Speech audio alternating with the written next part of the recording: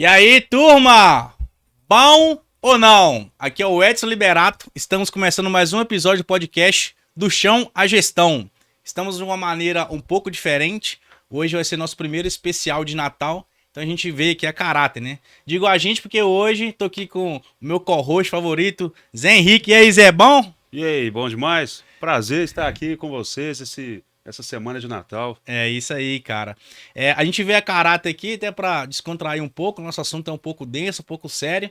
E eu quero mostrar pra vocês aqui que quando o assunto é conteúdo, não importa a vestimenta que você está utilizando. O importante é o conteúdo que você está transmitindo, como você recebe ele e aplica na sua vida, tá bom? Hoje a gente vai fazer um programa um pouco diferente também relacionado ao assunto. A gente não vai focar muito na visão manutenção industrial, como a gente vem fazendo nos outros podcasts.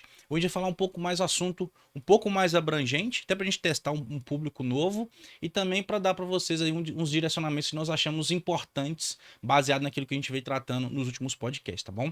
Mas antes de entrar propriamente dito no programa, vamos primeiro com os nossos patrocinadores. Vamos lá! Engie Cyber, engenharia de manutenção, manutenção de condomínios. Em 2014, nós nascemos para garantir a tranquilidade do síndico e a confiabilidade dos equipamentos que asseguram o bom funcionamento do condomínio, trazendo economia para os condôminos. Atuamos com manutenção preventiva, corretiva e consultoria nas disciplinas de elétrica, hidráulica e civil. Possuímos equipamentos reserva e garantimos o imediatismo nos atendimentos emergenciais, com plantões 24 horas.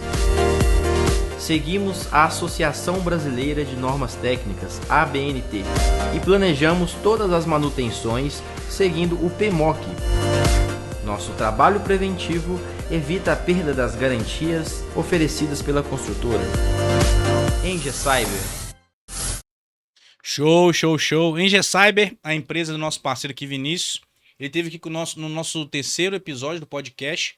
Foi um podcast super produtivo. Ele falou de assuntos bem interessantes de quando ele estava lá no começo da carreira dele como técnico de manutenção, quando ele tentou pivotar a carreira dele para uma outra área. Agora, quando ele voltou para a área de manutenção, acabou abrindo a própria empresa, que é a Engie Cyber, a empresa hoje super de super sucesso, né? Dentro do que ele imaginou, a empresa que já fatura mais de 6 dígitos mensais. Então, ele merece isso e nada mais justo que a gente divulgar ele aqui, né? E espero que um dia o Vinícius volte aqui para falar um pouco mais. A gente falou 10% da história dele aqui, então tem muita coisa para aprender, né? Bom, pessoal, vamos falar um pouco do assunto que nós vamos abordar hoje. A gente falou muito nos últimos podcasts, né, Zé?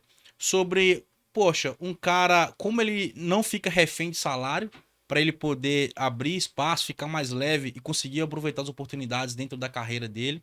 A gente falou sobre liderança também, como um técnico de manutenção, mesmo não tendo subordinados debaixo dele, como ele consegue exercer a liderança dele dentro das empresas. E, cara, a gente tem recebido muitas perguntas. Beleza, Edson, você me falou o que eu tenho que fazer, mas e o como, né? O que, beleza, e o como? E o porquê também, né? O porquê acho que dá pra a pessoa pensar por si só, mas o como eu pensei, poxa, realmente, eu falo pro cara ter uma gestão financeira para ele aproveitar a oportunidade, mas como que ele vai ter gestão financeira, né? Existe várias maneiras de você conseguir isso, mas o cara tem que ali pensar, quebrar a cabeça. E eu queria mastigar um pouco mais esse alimento pro nosso público, tá bom, Zé? E, cara, antes da gente entrar propriamente dito no conteúdo, eu queria que você me falasse um pouco. Quando você começou lá atrás como técnico, ganhando seu primeiro salário, aí você foi trocando de empresa, você foi ganhando um pouco mais. Como que você fazia gestão do seu salário, cara? Você recebia ele, pagava as contas e era assim? Você tinha um controle do que você tinha que gastar? Você sabia onde que o dinheiro saía mais, onde saía menos? Você tinha essa noção? Cara, não tinha noção nenhuma. Primeiramente, quando eu trabalhava nessa área de manutenção, eu morava com meus pais. Então, a única coisa que eu fazia era o quê? Tirar a parte que deixava com minha mãe. Aí eu lembro que até hoje, que eu pegava lá uma parte e falava assim, ó, mãe, ó, isso aqui é de senhora, o que que a senhora vai pagar, como você vai pagar, qual que é a conta mais importante, isso aí eu não vou nem querer saber, não. Fica com a senhora administra aí. E minha parte, aí não tinha planejamento nenhum, vamos dizer assim. Comprava, gastava o que que dava para comprar no mês ali, buscava mais. diversão também, eu acho que pela idade também, né? Acho que a gente, quando tá mais novo, lá nos 20 anos, 21 anos, a gente não preocupa muito com questão de planejamento financeiro. O que a gente conseguir fazer no mês ali é o que há, né? É uma festinha no mês, às vezes comprar uma roupa. É. Sempre lembrando que o Zé Henrique falou que morava com os pais e festinha, que a gente começou muito cedo, né? Começou com Isso. 18, 19 anos de idade, então faz parte do jogo. Agora, também me diz uma coisa, e isso acontece muito hoje em dia, tá? Por que as pessoas não procuram planejamento financeiro? O dinheiro dava, né? Não era muito, Exato. mas dava. Você não chegava no final do mês falando assim, poxa, tem que pagar uma conta, eu não tenho nada no meu banco. Isso não acontecia com Não você. acontecia. Isso geralmente a gente só percebe mesmo quando está vivendo uma responsabilidade maior, que é o caso que a gente se encontra hoje, né? Com família, filhos. Aí, quando você tem pessoas que dependem de você, aí realmente a questão do planejamento financeiro é importantíssimo. É. Cara, trazendo um pouco aqui até para o nosso público, a gente tá falando aqui de planejamento financeiro dentro para você conseguir ficar leve e ser mais maleável dentro da área da sua carreira, mas isso acontece com tudo, tá, Zé? Até um termo chulo que eu vou utilizar aqui, mas, cara, a gente só se movimenta quando a água bate na bunda, cara. Enquanto a água não tá batendo na bunda, a gente tá confortável. Então a gente não busca meio de se envolver, a gente não busca meio de dar o próximo passo. Então, enquanto você tá ganhando seu salário ali, você tá pagando as contas, no final ali tá sobrando uma quirelinha, pra você tá tudo bem. A partir do momento que você tem um filho, que foi o caso que aconteceu comigo, aí você vê, cara, não vai dar. As coisas não. Se continuar desse jeito, as contas não fecham. Aí sim que você vai buscar conhecimento. Aí sim que você vai correr atrás das coisas. E, cara, não deveria ser assim. Você deveria correr atrás da informação antes, para que você nunca passe essa dificuldade lá na frente, entendeu? Esse seria seu correto. E, cara, e como que você faz a gestão financeira hoje do seu salário? Acho que o grande insight que a gente pode deixar aqui para o nosso público é você colocar isso no papel, tá? Colocar isso no papel. Papel é uma forma de falar, tá? Eu, por exemplo, eu gosto de usar muito planilha de Excel no computador. Tem amigos meus que gostam de usar aplicativo de celular, hoje tem aplicativos de Tem N tudo aplicativo, é muito mais fácil, né? nesse sentido. Eu, particularmente, não me adaptei com o aplicativo, já tentei utilizar, mas necessita de interação constante minha. A minha planilha de Excel, eu paro um dia no mês para poder fazer isso. E, basicamente, como que funciona, tá? Você coloca dentro de uma planilha o salário que você ganha, tá?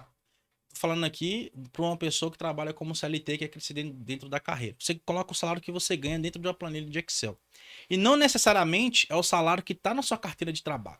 É que esse aí é o bruto. Exatamente. Você não recebe aquele salário ali. O que cai na sua conta que é o que você recebe. Porque o seu salário que está na carteira de trabalho é o seu salário bruto, que não o Zé falou. Então você tem descontos de INSS, tem descontos de imposto de renda, tem gente que paga pensão, tem descontos de pensão, tem N descontos, plano de saúde, tem N descontos ali que ficam para trás. Então esse salário não cai na sua conta. Se você colocar na planilha de Excel, vai dar uma falsa sensação que você está ganhando mais do que você precisa e na verdade na ponta tá faltando grana, né? Então você coloca o que você ganha real na planilha de Excel, que basicamente quem trabalha na área de manutenção ou outras áreas recebe 2 vezes no mês, né? Você tem a metade do mês que você recebe o seu adiantamento. Isso, eu já recebi dessa forma aí. Hoje não é assim mais não? Não. Ah, achei que todas as empresas trabalhavam assim. Não, eu já recebi nessa forma de receber a cada 15 dias, mas hoje é uma vez no mês. Que É pra mesmo? mim hoje eu ainda acho melhor. Porque os primeiros 15 dias ali eu já ficava sem salário. Ah, entendi. Cara, eu acho que isso é até questão de CLT. Ou se não for Não. CLT, de sindicato. Porque a gente tem empresa, então a gente Olha, tem que pagar pelo menos, se não me engano, é 40% do salário do cara na metade do mês ali. eu não sei se é regra do CLT. Eu sei que já tem, vou colocar uns 10 anos que eu tô na empresa lá e sempre foi dessa forma. Dia Ah, tá primeiro, bom. tá lá. Faz parte. Recebendo é que importa. É isso aí, é isso aí.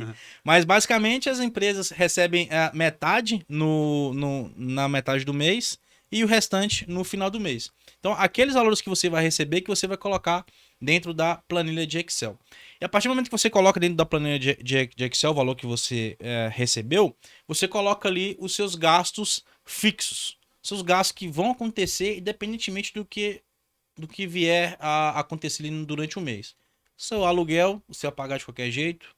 Suas prestações que você tem de financiamento de carro, de imóvel, você vai pagar de qualquer jeito.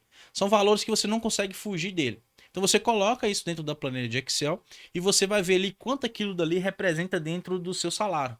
Então, só quando você faz isso, se você não tem esse hábito, você já vai ver, poxa, O aluguel que eu tô pagando hoje já representa 50% do meu salário. Talvez lá atrás você dê um passo a mais do que você poderia dar, entendeu? Então hoje tá na hora de talvez regredir, talvez fazer uma forma de ganhar mais dinheiro para poder diminuir aquela representação dentro da sua planilha. E isso acontece também com prestações. Talvez você assuma uma prestação de um carro ou algo nesse sentido que representa 30, 20% do seu salário. É uma representatividade muito alta, né? Então 20, 30% do salário está indo para você pagar prestações de veículos, prestações de financiamentos, que talvez você dê um passo maior do que você poderia dar naquele momento. Que acontece muito. E você não tem essa noção porque você não planilha, não coloca as coisas no papel, entendeu? Você já aconteceu com você que você fala assim, caramba, isso representa muito no meu orçamento, eu não sabia, eu não tinha noção. Cara, aconteceu sim. Inclusive, eu já fiz uma planilha também financeira para mim ver realmente quanto que eu estava ganhando, quanto que eu estava gastando, para mim realmente controlar. E realmente, velho, quando a gente começa a controlar certinho os gastos fixos, os gastos variáveis, você percebe tanta coisa que às vezes a gente gasta de forma inútil, vamos dizer assim, que poderia estar investindo em uma outra coisa. Então, assim, quando eu fiz essa planilha, eu consegui realmente filtrar ali o que era importante, o que não era, o que eu conseguia eliminar. E eu acho que está muito ligado ao nosso padrão de vida. A gente acostuma com um padrão, na maioria das vezes, um pouco maior do que realmente a gente consegue manter. E aquilo ali, para você conseguir sair desse padrão e fazer o que você falou, de dar um passo atrás, eu acho que é o ponto-chave que dificulta muita gente aí. Dificulta, É só dificulta. quando realmente a gente consegue dar esse passo para trás e rever ali que as coisas começam a fluir melhor. É como que o cara vai dar um passo pra trás sem saber onde que ele tá, né? Por É, exemplo, beleza, eu tenho que dar um passo pra trás, regredir um pouco pra poder ficar mais leve. Mas aonde que eu tô? Não sei. eu Ele não planilha, ele não tem essa visão. te dou um exemplo até do meu irmão, velho, que há muito tempo atrás, e olha que ele estava fazendo curso técnico ainda. Ele sempre foi, desde novo, uma pessoa que controlava realmente os gastos. Diferente de mim, ele tinha lá os controles em planilha, tudo certinho. E eu lembro uma época que ele trabalhava na época como motorista, e eu acho que ele já estava cansado, já saturado de trabalhar nessa área, porque não trabalhava final de semana, trabalhava feriado, não tinha folga, não tinha um horário certinho. E aí o que que ele fez? Ele pegou e colocou na cabeça dele, falou, não, cara, eu vou sair desse emprego e vou estudar, vou fazer um curso técnico. Na época ele fez um curso técnico de eletromecânica, até o mesmo curso que eu fiz.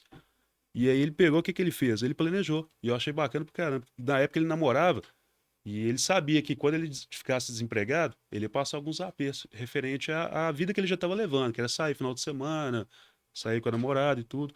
E eu lembro que ele fez, ele pediu, ele fez um acordo com a empresa dele atual, eles mandaram ele embora.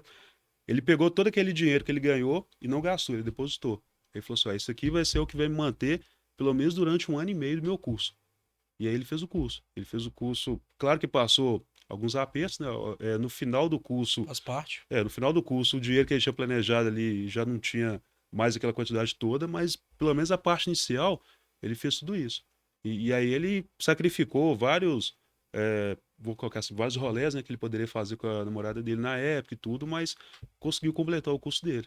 E É isso aí. hoje a gente conversa muito sobre isso e assim, foi uma decisão chave daquele momento, que um rapaz novo aí de, sei lá, 23, 24 anos, que é o que ele tinha na época, para tomar essa decisão não é fácil. E hoje ele trabalha mais ou menos nessa área teve esse sacrifício? Trabalha, velho. Assim, Então, trabalha, assim que ele conseguiu concluir o curso técnico, aí ele já ficou bastante tempo desempregado, ele conseguiu um estágio na área do setor, na indústria, né, siderúrgica. É uma empresa que faz fabricação de tubos para extração de petróleo, empresa bastante conhecida aí. Aí ele fez um estágio nessa empresa, trabalhou durante um bom tempo também, ganhando um salário um pouco mais baixo, né? Na época era R$ 600, se eu não me engano. E ele ficou muito tempo nisso, ficou o período todo de estágio, eu acho que foi 1 ano de estágio que ele fez. E aí, quando ele terminou o estágio, a empresa dispensou ele, porque não tinha vaga no momento. E ele ficou assim, pô, velho, caraca, eu fiz todo esse processo, fiz estágio, será que realmente vou conseguir seguir na área? E aí foi onde essa empresa chamou ele para ser efetivado. Na época ele entrou como mecânico, trabalhou um tempão de mecânica dentro da empresa e hoje ele é técnico lá. show. Tá vendo? Então, hoje ele segue uma carreira que alimenta ele, alimenta a família dele. que ele só conseguiu seguir ela porque ele lá atrás ele tomou uma decisão, né? Ele tomou uma decisão, fez sacrifício, colocou no papel, teve uma visão do que ele poderia fazer ou do que não poderia fazer e deu o próximo passo. É exatamente isso que a gente quer que nosso público tenha essa visão, tá bom? Mas beleza, Edson, coloquei na planilha o que eu ganho, o líquido, e coloquei lá meus gastos fixos, né? Mas eu não tenho só gastos fixos, né? Eu tenho gastos variáveis. Sei lá, esse mês, por exemplo, eu vou ao cinema, esse mês, por exemplo, eu faço isso, eu faço aquilo, e não é todo mês que eu faço. São gastos que talvez vão acontecer, talvez não. Como é que eu controlo esses gastos? É uma dica minha, tá? Não, quando você não tem esse hábito de controlar as coisas, não comece com o laço arrochado demais. Ou seja, cada coisinha que você gasta, um refrigerante, uma cerveja, um churrasquinho, não coloca tudo isso em planilha, não. Tá bom? Por quê? Quando você faz isso, você começa a ficar muito mesquinho, tá? Muito mesquinho, muito.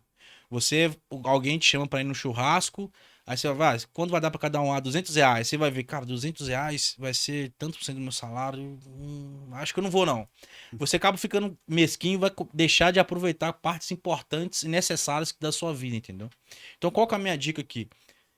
Separe uma grana para esses custos variados, para lazer, para esse tipo de coisa. Separa uma grana, sei lá, vou separar 30% do meu salário para lazer, para alguma coisa assim. E cara, aquele dinheiro ali, ó, ou você gasta ele todo, ou você não gasta nada, ou você põe fogo nele, você dá para os outros. Não faça conta daquele dinheiro, é aquele dinheiro ali. Só que você tem que ter noção do seguinte, é aquele dinheiro ali. Se acabar aquele dinheiro, acabou. Então, só tem essa noção. Se você separou R$ 1.000 por mês, cara, é R$ 1.000 por mês, não é 2.000, entendeu? Pra fazer lazer, pra ir no cinema, pra fazer churrasco, fazer isso, fazer aquilo. Separou menos? É menos, não é mais do que isso. O importante é você separar uma grana que você não vai calcular tudo dela na unha, que nem você vai fazer com os gastos fixos, tipo aluguel, é aluguel.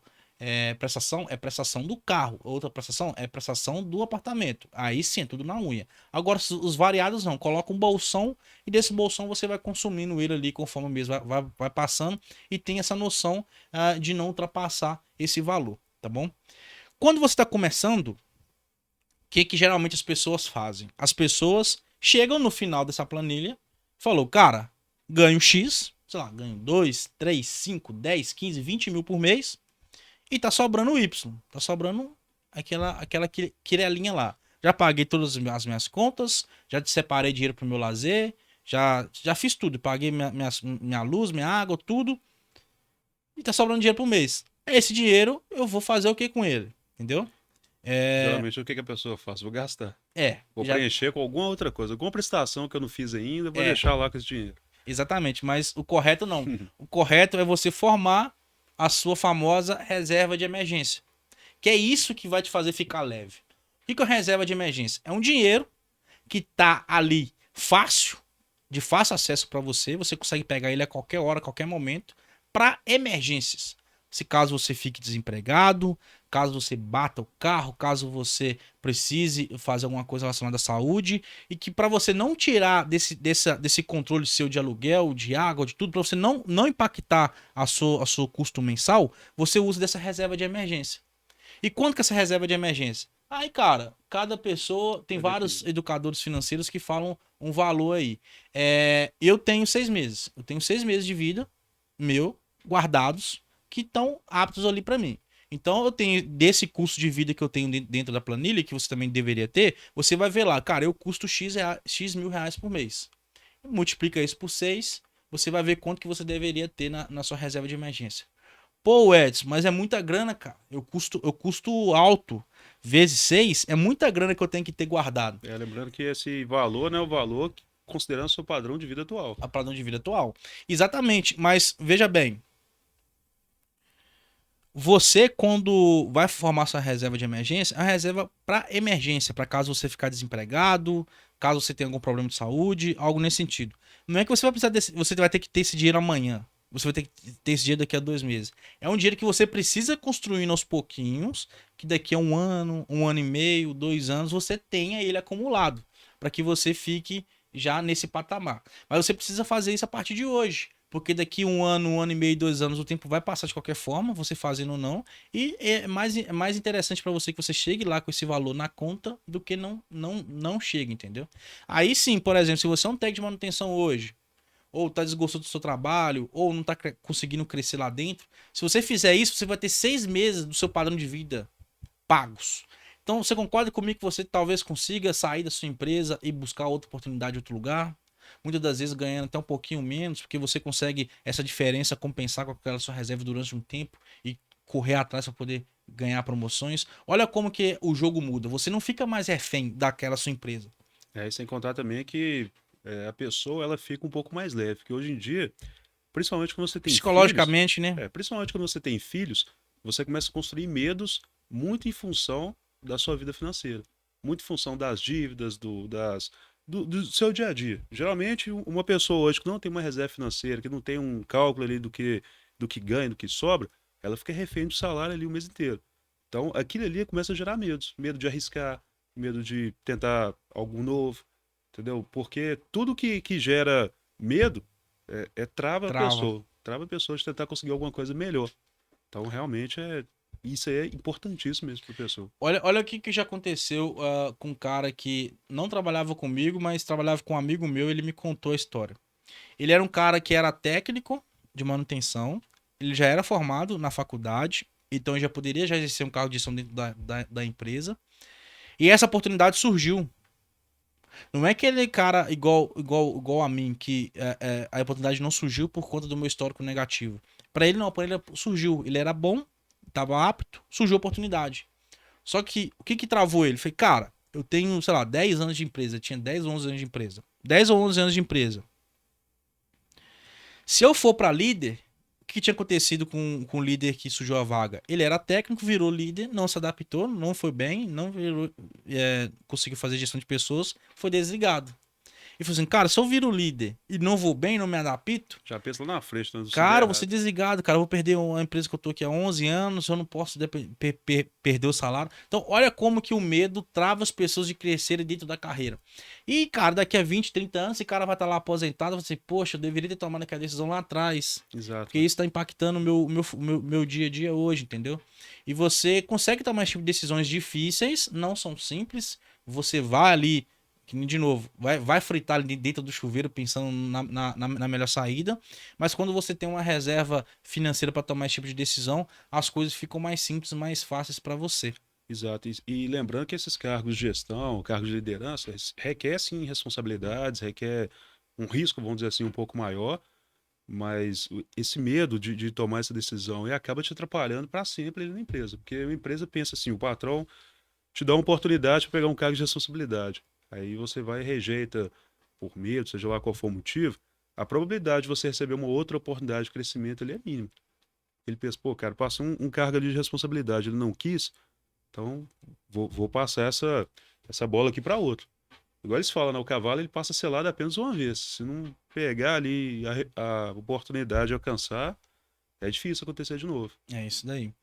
Então, cara, em resumo, sobre por qual que é a importância de você ficar leve para você aproveitar a oportunidade das carreiras, o porquê, né? Por que você tem que ficar leve? Para você conseguir aproveitar essas oportunidades e não deixar o medo de te atrapalhar. Esse é o porquê.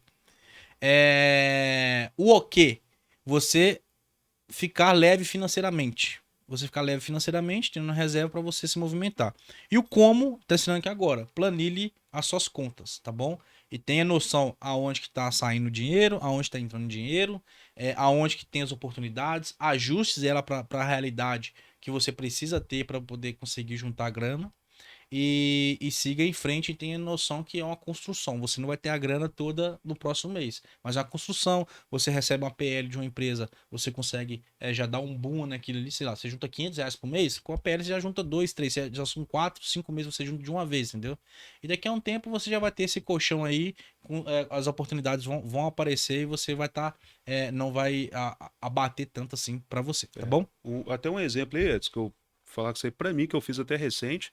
E é muito difícil uma pessoa tomar uma decisão assim e seguir nela. Foi a questão do carro, velho. Eu tinha um carro, fiz essa questão do planejamento, comecei a avaliar se compensava ainda ter o carro na minha vida hoje. para mim conseguir realmente fazer uma reserva de emergência, conseguir investir, algo do tipo. E colocando ali todos os cálculos, o gasto que eu tinha para me manter meu carro todo mês, que é o carro que eu já, o gasto que eu já tinha que manter normalmente, que era combustível, manutenção, até o, por exemplo, Seguro. seguro, trocas de pneu e tudo, porque por mais que a gente tenha um gasto ali uma vez só no ano, mas se você dividir ele por 12 e diluir ele no mês, você consegue ver o gasto que você tem nele. Então, se eu pegasse ali o gasto que eu tinha com ele todo mês, hoje, nesse momento, era melhor eu manter, eu vender ele, desfazer dele e viver, por exemplo, usando o Uber. Hoje a gente tem o Uber moto, Uber de carro, o que mais tem acesso hoje em dia. Se fosse bem antigamente, que não tem Uber, não tem nada, vou ter que andar de ônibus sempre mesmo, todos os dias. Mas hoje, o gasto que eu tenho hoje com o Uber em relação a isso não se compara. Então hoje eu realmente tomei essa decisão, que eu não tinha essa visão para fazer uma reserva de emergência. Não tinha. Então eu pensei, cara, realmente isso é importantíssimo. Então hoje o que é melhor para mim? Eu manter os gastos ali com o carro, o luxo, tudo certinho, ou eu desfazer do carro no momento, procurar fazer essa reserva de emergência, pensar lá na frente e depois conquistar ele novamente. Exato. É momentâneo, né? Não é que você vai vender o carro e nunca mais vai ter carro. Você vai vender o carro, vai se estruturar porque você deu o passo lá atrás maior que você poderia. Depois você volta e compra as coisas à vista, compra as coisas que precisam ser feitas, né? Beleza. Então, pessoal, planilhe seus gastos aí, suas rotinas, até para você ter noção se talvez o salário que você ganhe não seja tão pouco como você imagina. Talvez o salário que você ganhe consiga manter o seu padrão de vida. Simplesmente você não tá vendo aonde que seu dinheiro tá escoando. E quando você coloca no papel, você vai ver, poxa, tô gastando demais com minhas contas variáveis. Aí você vai ver, cara, eu tô comendo muito iFood. Eu tô indo muito. Tô bancando churrasco acima do que eu deveria. E são coisas que você só consegue enxergar quando você coloca no papel. E, cara, no primeiro momento vai ser se você não faz isso, né? Vai ser um divisor de águas pro próximo passo. Beleza. Sobrou grana na linha final. Zé, eu vi lá que os meus gastos, eles são X. Eu gastava Y. Tá sobrando grana na linha final. Fiz uma adaptação aqui, a adaptação ali tá sobrando grana. O que eu faço com essa grana, cara? O que eu faço com essa grana? Eu vou gastar, eu vou pegar outra conta, eu vou fazer o que com ela? Aí eu vou te dar agora um conceito que não é muito disseminado assim. Hoje em dia é um pouco mais, mas há 5, 10 anos atrás não era. E que, na minha visão, todo cidadão deveria saber. Que é a questão de como que funciona as taxas de juros dentro do país. Inflação, esse tipo de coisa. Como que isso funciona?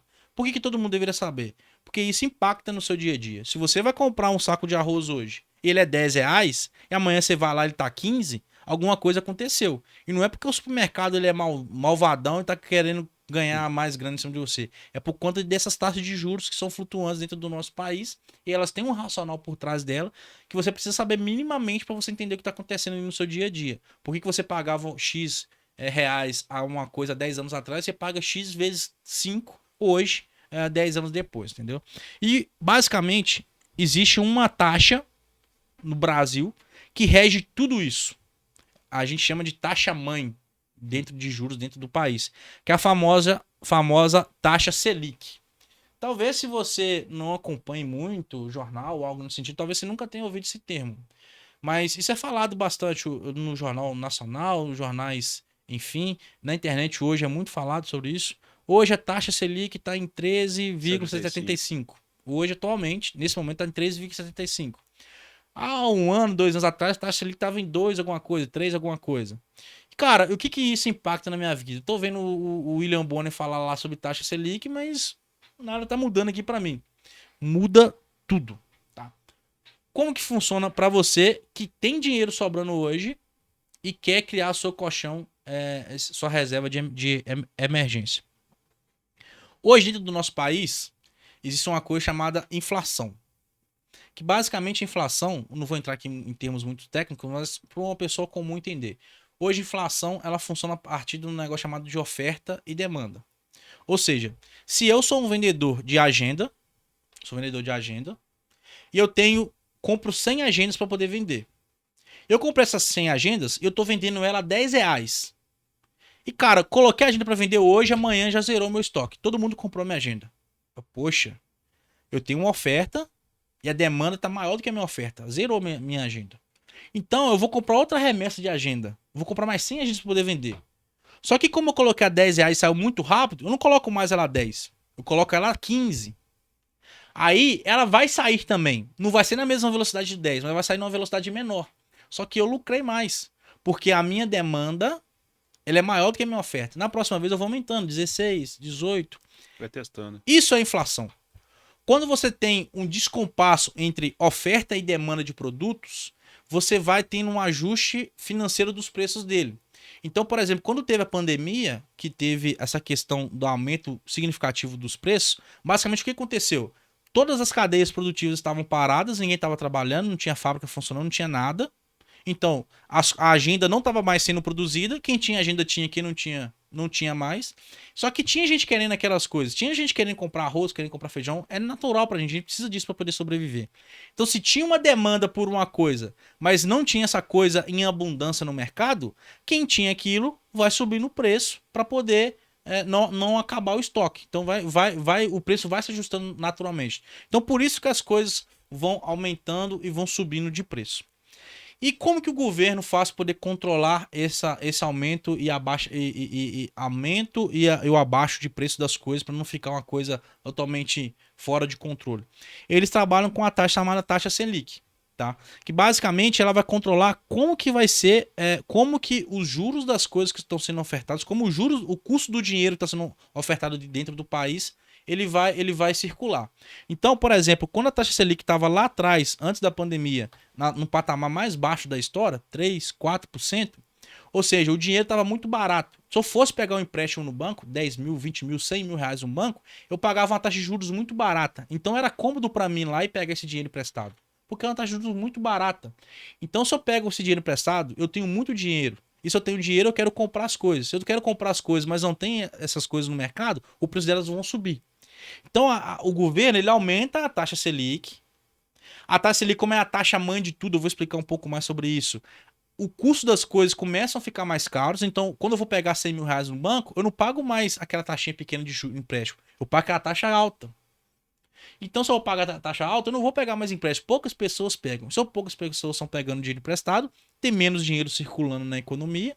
Consequentemente, tem menos dinheiro circulando na economia, tem menos demanda. Então, o preço das coisas tendem a ficar estáveis, tá? Mas é um jogo extremamente complexo. Então, por isso que existem várias reuniões, se eu não me engano, são mensais, eu não sei, ou a cada 45 dias, eu não sei a periodicidade. Mas existe um órgão chamado Copom, que eles se reúnem e falam, cara, baseado no cenário, a taxa Selic tem que aumentar X pontos percentuais. Então, ela aumentou de 3 para 4, de 4 para 5, de 5 para 6, hoje está em 13,75.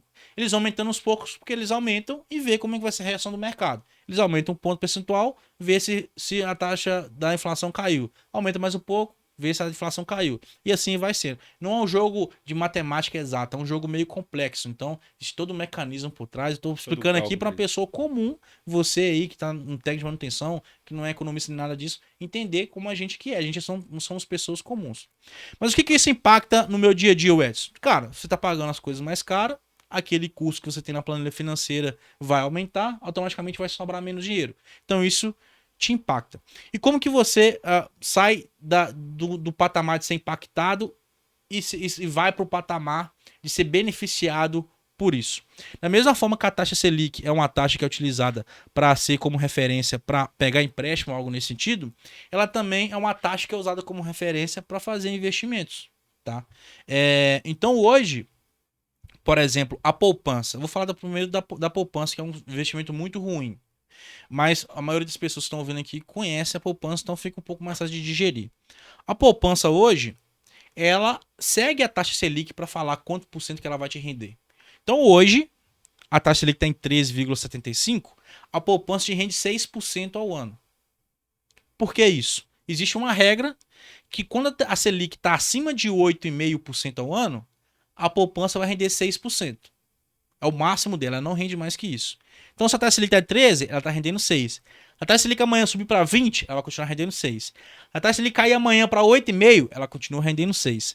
Mas se cair abaixo de 8,5, Edson? Se cair a taxa Selic, por exemplo, a 4%, a poupança rende 6. Então, a poupança é melhor que a taxa Selic? a poupança fica acima da taxa Selic? Não, ela não fica. Abaixo de 8,5%, a poupança sempre vai render 70% da taxa Selic. Então, se a taxa Selic for 5%, a poupança vai ser 70% de 5%. A taxa Selic for 2%, a poupança vai ser 70% de 2%. É por isso que o pessoal fala que a poupança é um investimento muito ruim. Porque existem investimentos hoje que são atrelados à taxa Selic. Quando você vai num banco, por exemplo, e vai investir, vai mexer em alguma coisa no dinheiro, eles falam muito sobre o CDI. É outra sigla aqui. Isso rende 100% do CDI. Isso rende 90% do CDI. Se você é um cara mais novo, tem Banco Inter, Banco PicPay, você sabe isso. Lá fala, o PicPay tá rendendo 115%. O Nubank fala, a gente tá rendendo X% do CDI. O que seria o CDI? O CDI, em termos chulos, é a mesma coisa da Selic. É um pouquinho diferente, dá 0, alguma coisa percentual diferente, mas é a mesma coisa. Então, se a taxa Selic hoje está em 13,75, o CDI também rende 13,50, próximo disso. Se a taxa Selic cair para 4, o CDI também vai cair para 4. Eles tá vendo como a taxa Selic é muito importante? Ela vai seguindo isso. Então isso quer dizer que o dinheiro que você deixa rendendo no PicPay, no Nubank, nos outros bancos, eles vão sempre seguir esse padrão, entendeu? De rendimento. E se o cara não sabe o que é taxa Selic, que é uma informação que eu falei com você que a gente tem que saber, você não sabe o que é taxa Selic, cara, ele tá sendo refém do que o banco tá rendendo para ele. Hoje ele tem R$100 no banco, aí hoje rendeu 50 centavos, amanhã rendeu 20 centavos. Um mês depois rendeu 20 centavos. Ele fala, por que tá rendendo menos? Ele não sabe. Tô explicando para vocês aqui de maneira bem simples. Eu acho que mais simples que isso é bem difícil. E detalhe também é que às vezes o pessoal acha que eu coloquei R$1.000 na poupança hoje. Aí lá no final do ano ele vai sacar o quê? R$1.000. Aí fala, pô, velho, R$1.000. Só que não é o mesmo R$1.000. Os R$1.000 que vai sacar lá na frente, dependendo dessa variação tão diferente da inflação, taxa Selic, o poder de compra dele lá na frente vai ser bem menor. É isso aí. É isso aí. Então não adianta você fazer planilha financeira e aquele dia que sobrar você tirar ele e colocar debaixo do seu colchão, colocar num outro banco só para ficar separado, mas esse banco não tá te rendendo nada. Não adianta. Porque senão você vai ser pego pela inflação que nem o Zé explicou aqui. Então o que eu tenho que fazer? Por que eu tô explicando essa questão da Selic? Você tem que investir esse dinheiro que tá sobrando em algum banco ou alguma corretora que vai te dar rendimentos atrelados à Selic, tá? Então, se você tem hoje no Nubank, se você coloca o dinheiro no Nubank, já tá rendendo atrelado à Selic. No PicPay, você coloca o dinheiro no PicPay, já tá atrelado à Selic. Você não precisa fazer muita coisa. Simplesmente abrir uma conta no PicPay. Você baixa no aplicativo do seu celular, coloca um cadastro, com 10 minutos você cadastra, você coloca o seu dinheiro, tá sobrando, você coloca lá. Aqui já tá rendendo o PicPay, já tá rendendo uma porcentagem do CDI. Então, você já tá expondo a situações muito melhores do que a maioria da população faz hoje em dia para poder construir sua reserva de emergência, tá bom? Falando um pouco agora sobre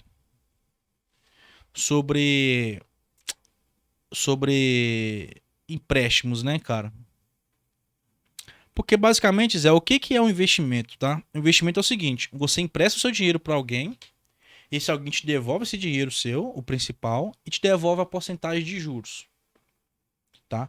Então, vamos supor, eu tenho 10 mil reais e emprestei para vocês 10 mil reais. E eu atrelo você a uma porcentagem. No final do período que a gente acordar, você vai me devolver os 10 mil reais, mais a porcentagem que a gente acordou lá no começo, e eu vou ter esse ganho de dinheiro. Eu tinha 10 mil reais, agora eu tenho 12, agora eu tenho 13. Tá? Sem fazer nada, só te emprestei o dinheiro e confio na sua palavra que você vai me devolver. Mas você concorda comigo que quando eu empresto dinheiro pra você, o risco de você não me pagar, ele é gigantesco? Pô, mas o Zé é um cara idôneo.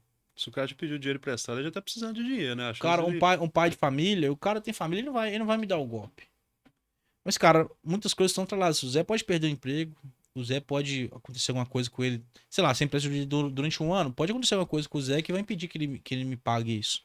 Então, pra mim, compensar esse risco de não receber, eu te cobro uma taxa de juros muito alta. Te cobro uma taxa de juros gigantesca, tá? Então, isso acontece quando você empresta dinheiro pra uma pessoa. Isso acontece também quando o banco vai te prestar dinheiro. Por que a taxa de juros dele é atrelada ao Selic, mas geralmente é bem mais alta do que o comum? É porque existe um risco daquela pessoa não te pagar, né? Então eles cobram a taxa lá, porque se muitas pessoas pegaram dinheiro emprestado, uma parte dessas pessoas não pagam, as outras que pagaram compensam essas pessoas que não estão pagando, entendeu? Entendi. Então a gente mesmo paga o pato por conta de pessoas que não cumprem ali que elas prometem. Mas você não consegue prestar dinheiro só para você, para pessoas físicas. Vocês conseguem prestar dinheiro para um banco. Como assim, Edson? Eu consigo prestar dinheiro para o Banco Santander. Eu consigo prestar dinheiro para o Banco Inter. Eu consigo prestar dinheiro para o banco, qualquer um deles. Como que eu presto dinheiro para o banco? São os famosos CDB. O banco, ele oferece para você um CDB, é uma outra sigla. E esse CDB, basicamente, você tem prestando dinheiro para o banco. Então, o banco, quando você investe no CDB, o banco está pegando aquele dinheiro, você deve estar investindo nele. E o banco te paga uma porcentagem em cima, atrelado geralmente em cima de um CDI. Então o banco fala, cara, me empresta o dinheiro que eu te pago 100% do CDI. Me empresta o dinheiro que eu te pago 110% do CDI. E como que você vai saber o que é um CDI? Está atrelado à taxa Selic. Tudo isso que a gente está falando anterior tá se linkando agora. Você concorda comigo que a chance de um banco não te pagar, do banco quebrar, é muito baixa? Existe, mas é muito baixa. Qual a chance do Santander quebrar, do Banco do Brasil quebrar? É muito baixa. Como a chance dele quebrar é muito baixa, eles também pagam uma premiação muito baixa. Não é uma premiação muito alta. Você não vai ficar ganhando muito dinheiro com isso. Mas é aquela relação de risco barra retorno que os bancos têm. E você aceita se você quiser, não. O cara tá lá. O CDB é esse. Se você quiser comprar desse banco, você compra. Se você comprar do outro, você compra, etc e tal. Então, por isso que existem alguns CDBs que vão te render 100% de CDI. Tem alguns CDBs que vão te render 150% de CDI. Tá atrelado ao risco daquele banco não te pagar. Uma coisa é prestar o banco para um Santander, outra coisa é prestar dinheiro para um banco original, outra coisa é prestar dinheiro para um banco PAN. Existe um risco cada banco desse quebrar. Uns maiores, outros menores. Então eles pagam proporcionalmente aquilo. Aí vai depender muito do seu perfil, né? Se você é um perfil que corre risco, né? Que geralmente eles fazem esse teste, essa pesquisa, ou não. Exatamente. E uma outra forma de você emprestar dinheiro é através do famoso Tesouro Direto. O que é isso? Tesouro Direto, eu estou emprestando dinheiro para o governo. Para o Brasil. Qual a chance do Brasil quebrar? Você pode falar, poxa, com o governo que está entrando agora, a chance é muito alta. Ou, eu acho que com o governo que estava antes, a chance é muito alta. Cara, o que você acha que é mais fácil quebrar, Zé? Você acha que é mais fácil quebrar uma empresa ou quebrar o país inteiro? Uma empresa. Acho que uma empresa é bem mais fácil. Você concorda comigo que quando eu empresto dinheiro para o Santander, porque eu falava, vou prestar dinheiro pro Santander, que o Santander, a chance dele quebrar é menor que o Brasil. Você coloca como se o Brasil quebrar, todas as empresas que estão aqui dentro também já vão passar por percalço? Porque tá todo mundo ali meio que entrelado. O Banco do Brasil é do governo. Então, se o governo quebrar, o Banco do Brasil automaticamente vai passar por percalço também. Então, cara, por isso que a gente fala que o Tesouro Direto, ou seja, prestar dinheiro pro governo, é o investimento mais seguro que existe. Porque existe uma chance do governo quebrar, mas se ele quebrar, tudo para trás quebrou. Então, de todos os investimentos que existem, poupança, CDB, outros investimentos atrelados a CDI, tudo que existe, o mais seguro é o Tesouro Direto. E como que funciona o Tesouro Direto? Tudo está atrelado a Selic. Então, de acordo com o valor da Selic atual, ele vai te pagar lá. Quando você entra no Tesouro Direto, ele vai falar assim, cara, você me empresta o dinheiro, eu vou te devolver esse dinheiro daqui a tanto tempo, e eu vou te devolver esse dinheiro, o valor principal, mais a taxa, mais uma porcentagem, que essa porcentagem geralmente está atrelada à taxa Selic. Eu vou te devolver 6% mais inflação, mais IPCA, que basicamente é inflação. Vou te devolver 2% mais inflação, que basicamente tá tudo atrelado ali à taxa Selic, porque a taxa Selic vai aumentar ou diminuir de acordo com a inflação. Então tá tudo correlacionado, tá bom? Então, basicamente, se você hoje é um cara que tá buscando sair desse limbo, né? De simplesmente receber o salário, gastar ele. Agora receber o salário, colocar na mesa, saber onde está indo, sobrou grana, o que eu faço com ele? A gente falou aqui para vocês, basicamente, é uma forma que você tem para poder criar a sua reserva de emergência, que pode ser através da poupança, que é muito ruim, que é basicamente você tem ali o dinheiro na hora que você quiser, mas ele sempre vai te render menos do que as outras oportunidades. Você tem os CDBs dos bancos, que vão te render ali alguma coisa atrelada ao CDI, dependendo do risco do banco quebrar, você vai receber um pouco mais. Dependendo do risco do banco não quebrar, você vai receber um pouco menos. Você que escolhe. E também para o governo. Ou são os famosos tesouros diretos aí, que também basicamente é o CDB, vai te pagar ali o principal, mais uma porcentagem acordada no início lá do contrato. Então, Pô, Edson, tem várias opções aí pra pessoa escolher, né? Pra poder sair desse limbo financeiro. e não é algo complexo. Para você investir na poupança, para você investir no CDI, algo nesse sentido, nos bancos que você já tem conta hoje, que você mexe no aplicativo celular, você já consegue fazer isso. Nos bancos que você tem hoje, você tem banco no Santander, na Caixa, você consegue fazer isso, tá? O PicPay e a Nubank, você não precisa nem contratar esse serviço. Você deixando o dinheiro parado na conta corrente já tá rendendo isso. Então, simplesmente você tem que baixar o aplicativo, criar uma conta lá e mandar dinheiro para lá. Só fazendo isso você já está atrelado a esse movimento. O Tesouro Direto, não, você vai ter que entrar ali dentro de uma corretora, que existe aí hoje, que também simplesmente você baixa o aplicativo e cadastra lá simplesmente um banco, e lá vai ter a opção de você comprar os títulos do Tesouro Público diretamente lá dentro da corretora. Então eu vou te dar um pouquinho mais de trabalho para o dinheiro para o governo, mas os outros estão simplesmente disponíveis aí da melhor forma possível, tá bom? Beleza. O Edson, cara, baixei aqui o aplicativo do meu banco, vi as oportunidades que tem de aplicar. Eu vi outros também que você não falou, cara. Tem um CDB aqui que o cara tá falando que vai me devolver o dinheiro em 90 dias. Tem um outro negócio aqui que o cara tá falando que vai me devolver o dinheiro daqui a 180 dias, 6 meses. Tem um negócio no Tesouro Direto aqui que tem a liquidez diária, mas tem um que vai me devolver o dinheiro daqui a 2035. Como é que funciona isso, cara? Eu tenho que colocar dinheiro lá para fazer minha reserva de emergência? Não. Qual que é o ponto? A sua reserva de emergência, ela não tem que buscar rentabilidade. Ou seja, você não tem que buscar taxas de juros altíssimas para você multiplicar várias vezes aquele capital ali. Sua reserva de emergência não é para isso. Tá? Sua reserva de emergência é um dinheiro que você vai ter guardado que para você usar em emergência.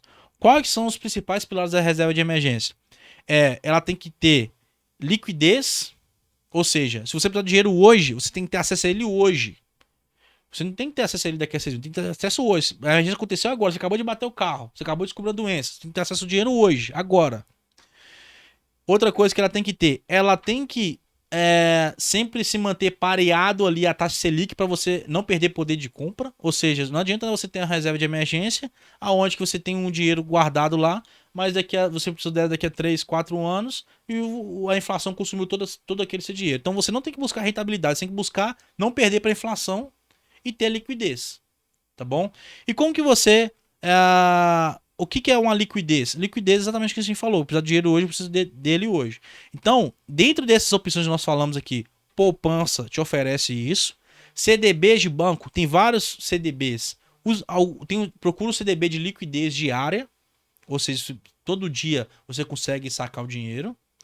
E no Tesouro Direto, a opção que te dá essa opção é o Tesouro Selic. Tá? Existe uma opção lá, Tesouro Direto, dentro do Tesouro Direto existem várias subdivisões, Tesouro Selic, Tesouro IPCA+, outro lá que é com juros semestrais. Então dentro dessas opções, o ideal para você colocar a sua reserva de emergência é o Tesouro Selic lá, que você consegue sacar o dinheiro de um dia para o outro ou na mesma hora que você precisar, tá bom? Então, não, apesar de ter todas essas opções, não são todas que ficam disponíveis fácil aqui para você. Me fala uma coisa, Zé. Você já teve alguma situação na sua família lá, ou que aconteceu com você, emergencial, que algum dia que você tinha guardado, ou alguma coisa que você tinha te fez passar de uma forma melhor por isso, ou não? Cara, já tive sim, teve várias, né, velho? Foi até um momento da minha vida que eu tava juntando dinheiro pra comprar o meu primeiro carro. E eu tinha um dinheiro guardado, sim. E aí a gente lembra que a gente passou uma situação lá, eu acho que era alguma conta que a gente tinha que pagar naquele mês, aquele determinado mês. Não tinha como pedir dinheiro emprestado, não tinha como fazer nada com ninguém. E aí o fato de ter esse dinheiro naquele momento exato, já ajudou demais. Ajudou demais mesmo. E tudo que você falou aí, cara, é realmente importante, porque emergência sempre acontece. Sempre. Emergência, a gente fica naquele pensamento, não, é algo que vai acontecer de forma atípica. Mas para quem tem família, para quem tem criança principalmente, criança passou mal, precisou ir no médico, precisou comprar um remédio, é uma emergência. Você não vai deixar sua filha, seu filho ali doente, passando mal. Então, tipo, se você deixar é porque realmente você teve condição nenhuma de agir naquele momento. Mas é bem mais leve você ter ali um caixa de emergência para esses momentos, do que você não fazer conta disso e em determinado momento a sua filha, seu filho passa mal, o que você vai fazer? Então, realmente, tudo que você falou é interessantíssimo demais. Conteúdo riquíssimo aí pra gente. E principalmente para o técnico aí de manutenção, a pessoa que está ali dependendo do salário todo mês, é, você se torna realmente mais leve diante disso. É isso aí. Eu tive uma passagem na minha vida que isso me ajudou bastante. Eu acho que em outra oportunidade eu vou entrar mais a fundo nisso, que a gente deve trazer aqui algumas pessoas que vão falar nesse assunto melhor do que eu. Mas eu tive um momento na minha carreira que eu fiquei desempregado. Eu fiquei desempregado, fiquei 3, 4 meses desempregado cara, a gente tem um custo, né? Já tinha família já era casado. A gente tem um custo alto de vida. E, cara, a única coisa que me fez. Eu desempregado, eu neguei alguns empregos. Alguns. Na minha. Não era. Eu vou falar o termo subemprego, não. Mas eram empregos que eu tava mais capacitado para aquilo ali e também não tinha projeção de crescer. Nesse momento, rápido, nesse momento você já tinha essa reserva de Tinha, emergência? tinha. Entendi. Então eu fiquei desempregado e eu cheguei a negar alguns empregos. Mesmo ficando 3, 4 meses empregado, eu cheguei a negar alguns empregos porque eu não via perspectiva dentro deles. E só foi possível porque eu tinha um colchão financeiro. Na época eu tinha 8 meses, se eu não me engano, 8, 9 meses de custo fixo meu pagos. Então eu fiquei 4 meses, então eu cheguei na metade ali. Mas, cara, eu fiquei extremamente tranquilo pra tomar decisões, saber para onde que eu iria. Foi até quando eu tava em São Paulo e voltei agora pra Minas Gerais. Então, foi o momento que eu tive que tomar essas decisões. Tive custo pra poder voltar pra cá, tive custo pra poder pagar a multa lá do aluguel que eu pagava lá. E, cara, e foi super tranquilo pra mim, porque eu tinha essa reserva de emergência previamente. Eu nunca ia imaginar que eu ficaria desempregado, né? Nosso mercado, depois que você ultrapassa um certo nível ali, ele é muito aquecido, então toda hora você olha o celular, você recebe proposta de emprego. Então nunca imaginei que eu ficaria desempregado e eu fiquei durante um período.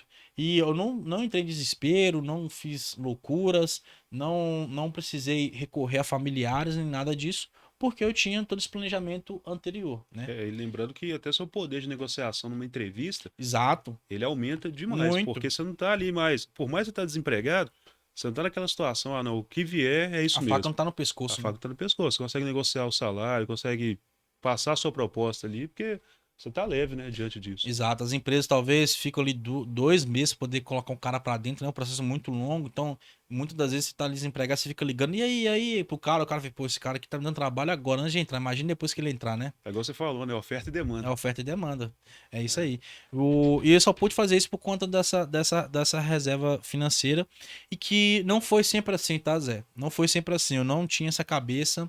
Meus pais não me ensinaram isso, dificilmente eles têm essa visão. Graças a Deus a vida acabou dando certo para eles lá de alguma forma.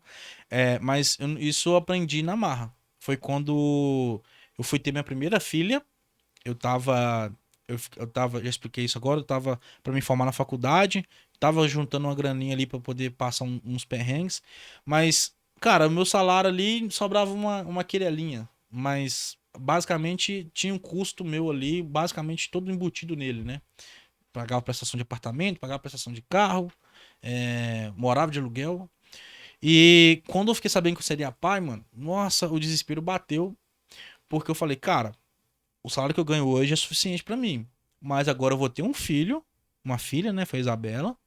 E a minha esposa, que trabalhava, ela não vai trabalhar mais. Ela vai ficar um período sem trabalhar. Então tem que manter o meu filho e a minha esposa, que hoje eu não dou ela nada, não faço compra, não faço nada, agora a gente vai ter que fazer. Cara, onde é que eu vou encaixar isso aqui no meu orçamento, cara? Onde é que eu vou encaixar isso? Eu até colocava as coisas numa planilha, mas eu só colocava por colocar, não tinha era uma coisa passiva, só colocava lá, mas não tinha uma coisa ativa. Pô, coloquei na planilha, beleza, tem que reduzir isso, reduzir aquilo. E eu passei a fazer isso. buscar conhecimento. Estou falando de 2017. Você não tinha tanta informação que você tem hoje em dia. 2017, os caras que são educadores financeiros famosos hoje aí estavam começando ainda. Era uma conversa muito longa, muito distante do público, né? Hoje eles conversam mais com o público, na época não. E, cara, eu passei por isso, coloquei no papel, via onde que tinha gargalos. Eu gastava, sabe alguma coisa? Eu gastava muita grana, não sabia? Vai até parecer engraçado por conta do meu estado físico hoje. Mas com saúde, cara. Saúde. Eu fazia academia, pagava R$100 de academia. Eu fazia jiu-jitsu, pagava R$250 de jiu-jitsu. Tô R$350. Comprava suplemento. Cara, eu gastava quase uma prestação de um carro por mês com coisa de saúde. Eu falei, caramba, cara. E a gente não se dá conta quando você não coloca no papel separadinho, vê, poxa, eu não tenho oportunidade aqui. Então, só nisso daí, eu já consegui, já consigo segurar um pouco a onda. E como demorou 9 meses pra menina nascer, então, esse tempo eu consegui me estruturar melhor, entendeu? E aí, só uma pergunta, nesse tempo aí, você conseguiu essas informações todas em livro? Teve alguém que te ajudou nesse ponto? Foi algo que do nada veio e falou, não, cara, eu vou fazer dessa forma, seguir esse método, que vai dar certo. Leitura. Inclusive é o próximo tópico que eu tô querendo puxar para vocês aqui. Aonde a gente consegue esses conhecimentos? Hoje, tá bem disseminado na internet. Se você quiser, cara, como formar reserva financeira, você vai achar 1 milhão de vídeos por aí. Eu gosto muito de um cara chamado Bruno Perini, gosto muito mesmo dele. Eu acompanho desde quando hoje ele já tá top já, mas desde quando ele tava lá atrás, ele gravava vídeo na casa dele que tinha infiltração, ele usava umas camisas, sabe que as camisas você compra aquilo? Ele gravava o vídeo daquele jeito, mas hoje é o resultado que ele tinha. Então, para esse resultado que ele tem hoje, lá atrás ele já tinha o conhecimento, ele já tinha semente na cabeça dele. Então, ele divulgava esse conhecimento. E, cara, foi uma maneira, um cara que eu achei com a fala mais didática possível. Então, eu gostei muito do conteúdo dele. Se alguém quiser indicação, tá, indico ele. Pegar os vídeos antigos dele lá, 2018, algo nesse sentido. 17, 18. E, cara, e outra forma, hoje tá mais conhecimento, mas uma coisa que eu busquei também foi leitura, né? Por que leitura? Tem até uns livros aqui que eu trouxe para vocês, que é um segundo assunto, né? Finalizando agora aqui a questão financeira, entrando agora no segundo assunto, que é algo importante, né? Só um presente de Natal para vocês aqui, fora da área de manutenção, que serve para todo mundo, que é importante para vocês saberem. A leitura, cara. Olha a importância da leitura de livros hoje em dia, né? Falo leitura em cima de livros, mas tem audiolivro, tem várias opções que a gente totalmente negligencia. Por que a gente fala que negligencia? Eu tenho certeza, se você chegar pro seu ciclo de convivência hoje e falar assim, quantas pessoas aqui costumam ler livros ou ouvir audiolivro, algo nesse sentido? Cara, vai ser de cada 10 pessoas, uma, talvez duas, muito. Se for muito. E deixa eu te dar um start que vai te fazer pensar melhor. Esse livro aqui, ó, por exemplo, Pipeline da Liderança. Ele foi escrito entre um dos autores dele, um cara chamado Ram Charan. Ele é um dos maiores conselheiros de liderança e de negócios do mundo. Ele é indiano, tá? Muitas empresas, grandes empresas procuram consultorias dele, etc e tal. Aí eu te falo, você que é um gestor, quanto que você pagaria para passar um dia com esse cara te falando tudo que ele sabe? Quanto que você pagaria? Seria um valor, assim, extremamente absurdo. Quanto que essas empresas pagam para esse cara falar tudo que ele sabe para você ir lá e aplicar? Um cara que tem anos de estudo, um cara mais velho, tudo e tal. Olha para você ver o quanto que você pagaria por isso. E o livro, cara, te proporciona isso por R$20, por R$30. Muita coisa que o cara sabe, claro que não tá em tudo, né? Mas muita coisa que o cara sabe tá aqui. Olha pra você ver, você tem a opção de ter uma consultoria individual de um dos maiores líderes, dos maiores gestores do mundo por R$20. Você só tem que não ser preguiçoso. E aí até entra naquela linha que você colocou lá de gastos, aí uma pessoa fala, pô, mas eu não tenho, vamos colocar, que é meio difícil, eu falo, não tenho R$30 pra mim comprar um livro. Mas tem R$30 pra fazer uma assinatura na Netflix. Exatamente. Na Disney. Pra ver série. Pra consumir comprar o tempo. Salgado. Pra consumir o tempo ali vendo série, vendo filme. Acessando redes sociais. É isso daí. Então, cara, beleza, Edson. Você falou do Ram Charan, que é líder, mas isso não me pegou. Cara, o cara da Amazon lá, Jeff Bezos. Cara, tem livro do cara contando história de quando ele começou a empresa dele lá na garagem, lá não sei da onde, da família dele. Até hoje. O cara contou todos os percalços dele. Olha pra você que é um cara que é empreendedor. Pra um cara que tá buscando empreender. Tem uma consultoria de história de vida das maiores pessoas que já passaram na Terra por 20, 30 reais. E ali, disponível pra você. Você consegue entrar na Amazon e você compra um livro hoje, amanhã tá na sua casa. E olha a importância da leitura que totalmente é negligenciada. As pessoas preferem ocupar o tempo delas com coisas que vão para passar o tempo. Tô aqui à toa, vou ver televisão ali. Prefere ocupar o tempo dela com coisas que vão só para passar o tempo, que não vão agregar nada, que daqui a 5 ou 10 anos não vão fazer mudança nenhuma. Em vez de tirar ali 30 minutos por dia, 20 minutos por dia para ler 2, 3, 5 páginas por dia, no final do mês o cara lê um livro, no final do ano o cara lê 12 livros. Olha o quanto que essa pessoa vai adquirir de conhecimento. Olha quantas pessoas vai conseguir agregar as pessoas em volta dela. Isso que a gente tá falando pra vocês aqui agora, cara, é um transbordo de conhecimento que a gente tem. Então a gente buscou conhecimento pra gente, aplicamos, esse conhecimento se assimilou conosco, agora está transbordando para outras pessoas. Tenho certeza que vocês vão ouvir isso daqui, parte de vocês vão começar a ter esse hábito, vão adquirir conhecimento, vão transbordar nas vídeos das pessoas, as pessoas vão fazer isso também. Isso, cara, é a melhor maneira de você querer ajudar as pessoas à sua volta. É você buscar algo para você que vai te melhorar de alguma forma, que você transborde e ajude as pessoas à sua volta, entendeu? É interessante, Edson, que para as pessoas que estão ouvindo aí, que esse é o melhor momento de começar a buscar conhecimento. Porque é um momento que você ainda não está passando uma situação de emergência, é um momento que você ainda não está, às vezes não tem nem filhos, não tem família, não tem ninguém que depende de você ali, você está mais tranquilo. Então é um momento que você está leve, que você realmente vai focar no conteúdo, você vai buscar o conhecimento que está aqui. Porque é diferente, às vezes você está numa situação, igual o Edson mencionou ali, que estava desempregado não, estava com um filho para nascer, e a situação financeira toda ia mudar, e os livros ajudaram ele no conhecimento. Então, assim, imagina como estava a mentalidade dele lendo os livros. Então, por mais que você está ali concentrando, está lendo, buscando conhecimento, tem uma certa pressão no momento que você está lendo de buscar logo a informação logo ali que vai te ajudar. Total. Então, hoje, tipo assim, a pessoa está aí fora, não está passando por isso. É o melhor momento de buscar conhecimento. Exato.